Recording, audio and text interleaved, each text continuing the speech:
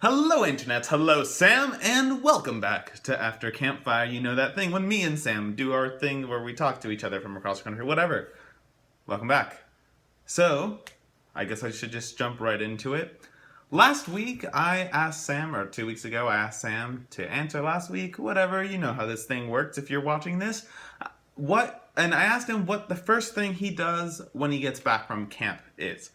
So since I didn't really go to camp this year, I visited, I didn't really do the same thing as I usually would have. So I'm going to talk about what I really would do in the past.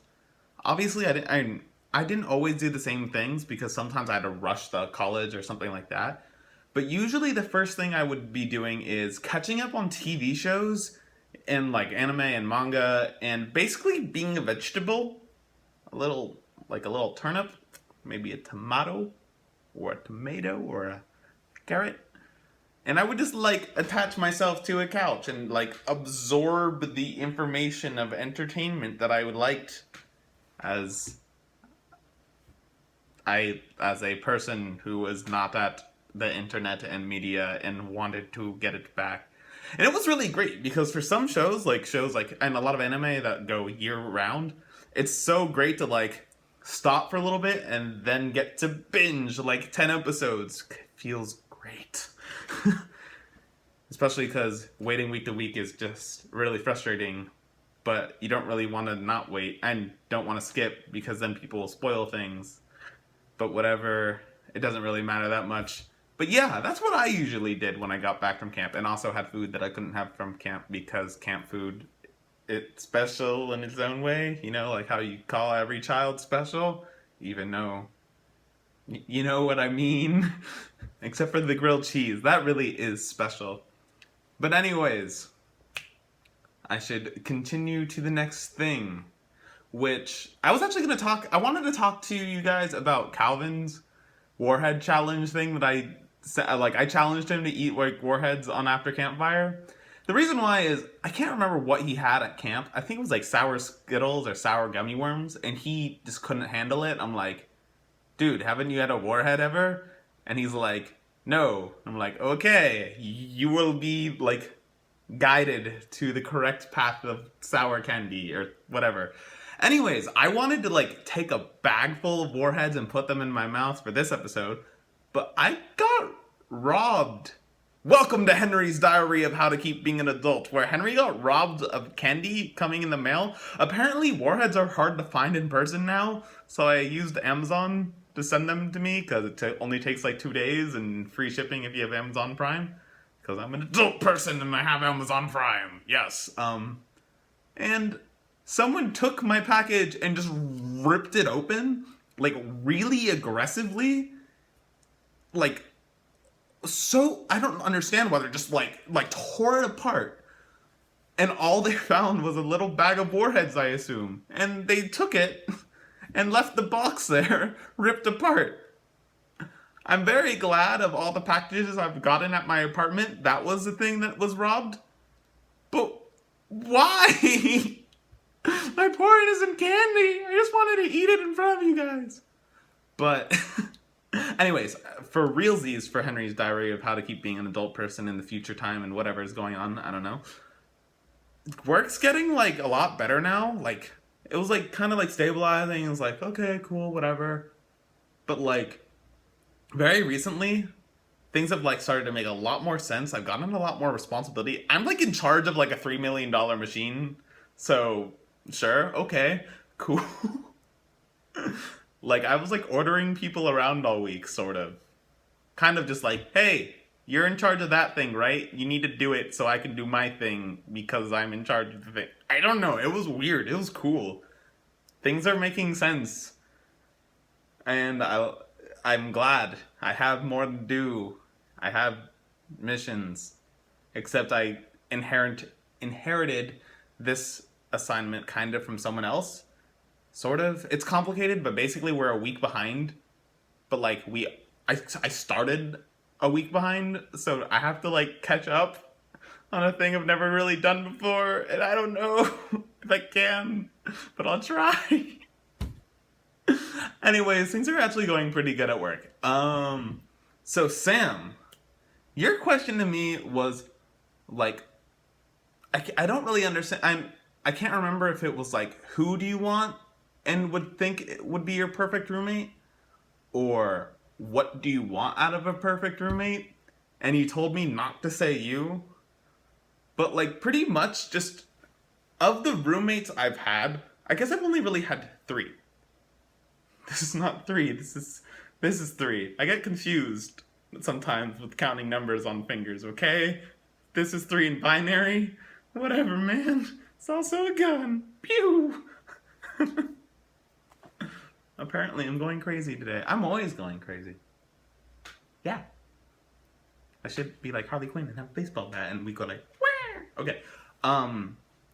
So I've had 3 roommates. My roommate in my college dorm in freshman year, his name was Kevin. He almost never talked to anyone. Almost never left his room. Our room, which was one room. Our beds were like in the same room. And stayed up all night, almost every night, playing games. And then sometimes chuckling to himself about this game that I didn't understand. And it wasn't like World of Warcraft or League of Legends. It was MapleStory. Who does this? I don't understand. That was the worst roommate I ever had. Then I had, in sophomore year, Matul and Chanel. They are my friends from high school who, well, Matul went to Berkeley with me, Chanel went to CCA, an art school nearby, and we're like, yo, we need an apartment, and we need a place to live. Why don't we live together? And it was cool and dandy. The only issue was that our cleaning habits are different. So, like, I would like to, when I use dishes, wash them immediately. Other people would store them up. But, like, that was, like, the only conflict we ever really had. Except for when Chanel thought and made us think that she died or was murdered in our apartment. And it was scary. And I was sad and then confused and then angry and then happy that she wasn't dead. That's a whole nother story. And then for junior and senior year of college, it was just Matul. Chanel moved out for reasons. And what was good with me and Matul being roommates is that we shared a lot of habits in common. Like, we both stay up pretty late, him later than me, but still, it's better if, like, one of you is loud at night. If you're gonna stay up anyways, who cares? We have a lot in common. Like, if we want to just hang out and play Magic or Super Smash Bros. We played a lot of Super Smash Bros. I won a lot of Super Smash Bros. More than him. We hung out and it was cool. And we played games and it was fun. And pretty much what I'm trying to explain by roommates is, unlike Kevin, it is good when you have a roommate that doesn't stay all the time so that you're not like kind of uncomfortable in your apartment. You have roommates that you are friends with so that you get along with them. You have roommates that enjoy some of the same things as you, so you like hanging out with them, and that you guys can agree on things. And this is perfect that the last one's my pinky, since it's not real. I mean, it's kind of real, but like not full. It's also, make sure you're comfortable talking to them about problems, because that washing thing became a problem our first year, me, Matul, and Chanel living all together. Since it was 3 of us, no one really understood how, like, our dish problems kept becoming a thing until, like, we finally, like, months later, like, we're like, okay, who is not doing their share? And we figured it out. And it was all good. And then I cast a magic spell! Did it work? Did it? I don't know. I'm going crazier than usual. So anyways, basically my perfect roommate is my friends, because I don't like strangers living in my place. My perfect roommate is you, Sam. It could be you, it could be Jason, it could be Alicia, it could be, maybe not Alicia. I feel like Alicia would just be angry all the time. Matul's also angry all the time, though. This is also weird because I feel like I have to mention camp people right now, since you guys don't know my home peoples.